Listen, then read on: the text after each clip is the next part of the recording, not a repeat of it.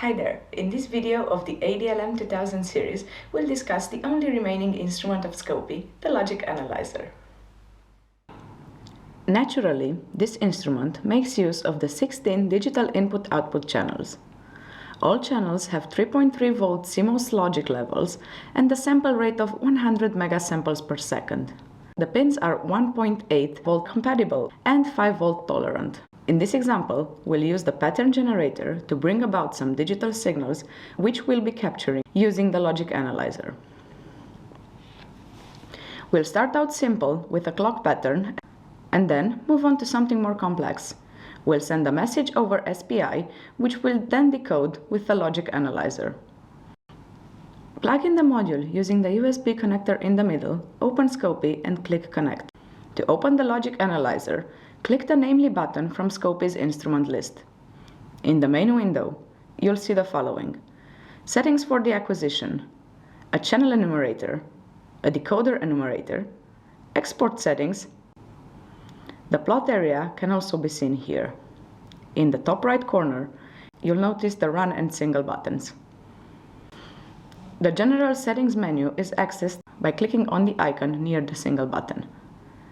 Here, we can set the sample rate, number of samples, and the time trigger delay. The one-shot stream control determines whether the instrument waits for the whole set of samples to be captured or captures them sequentially in smaller chunks and plots them. Let's go to the pattern generator instrument and set up the first demonstration. Enable digital I/O1 and set the pattern to clock, the frequency to 500 kHz, the phase to 0 degrees, and the duty cycle to 50%. Then, go to the digital I/O instrument and set digital I/O0 as output and its state to 0. Now, let's go back to the logic analyzer and enable digital I/O0 and digital I/O1. Channels can be enabled by checking the corresponding checkbox in the Available Channels tab. This will make the channel visible on the plot. For each channel, there is an option to select a trigger configuration from the drop-down on the right. Let's set the trigger to rising edge for digital I/O0. Run all three instruments. Notice that the logic analyzer is waiting. This is because the trigger condition has not been satisfied. Go to the digital I/O instrument and set the state of digital I/O0 to 1. If you look at the logic analyzer, you should see the clock pattern on digital I/O1. On digital I/O0, you should notice that the voltage level is now high. Stop all the running instruments. To view the settings for a certain channel, select the Channel Settings widget. In this menu, you can change the name of the channel, the trigger option, and the trace height.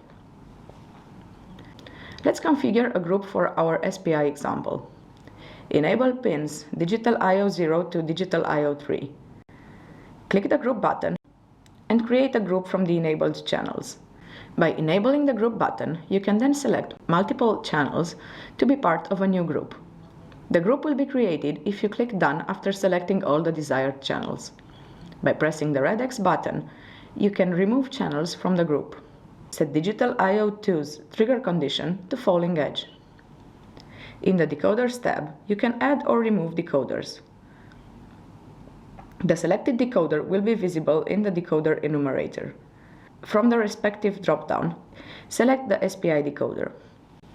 If you added a decoder from the general menu, you can view it by selecting it on the plot and going to the Channel Settings menu, or by double-clicking its icon on the plot. Here, we will assign the channels from which the data will be decoded. There is also a collection of compatible device-specific decoders in a drop-down menu. These can be stacked on top of the decoder which we already added. Open the settings for our decoder and configure the pins as follows: clock to digital I/O0, MISO to digital I/O1, MOSI to digital I/O3, and chip select to digital I/O2. Now open the pattern generator. Enable and group pins digital I/O0 to digital I/O2. Set the pattern to SPI, the frequency to 5 kHz, the bytes per frame to 2, and the interframe space to 4. In the data field, insert the following: AB, CD, EF, 16. In order to view the decoded message, we have to connect digital I/O1 to digital I/O3. When you're done, run the instrument. Go to the logic analyzer and set the sample rate to 50 megasamples per second and the number of samples to 1 megasample. If we run the instrument, on our logic analyzer plot, we can see the patterns generated on each pin, which the decoder translates to the data we typed in the namely field in the pattern generator. Cursors can be enabled by clicking the corresponding checkbox. Once enabled, you can access the cursors menu, where you can lock their position. In this menu, you can also change the transparency or the position of the cursor readouts. The cursors can be moved along the plot by clicking and dragging their sliders.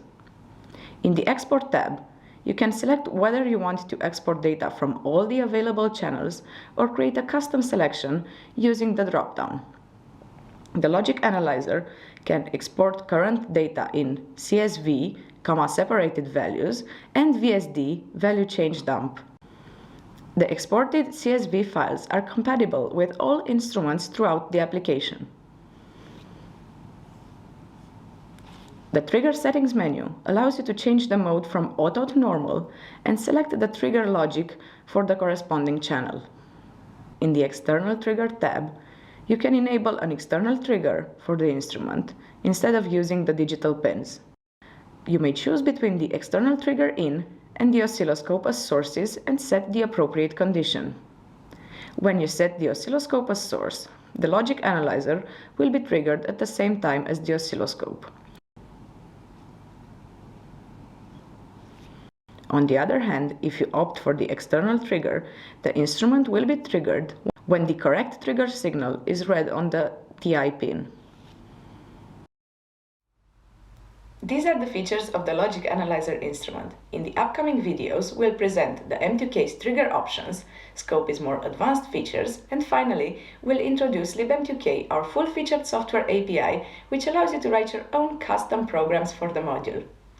For more resources and information on the ADALM2000 module and Scopy, please visit wiki.analog.com. If you have questions that these videos do not provide an answer to, please feel free to ask us on the Engineer Zone forum in the virtual classroom section.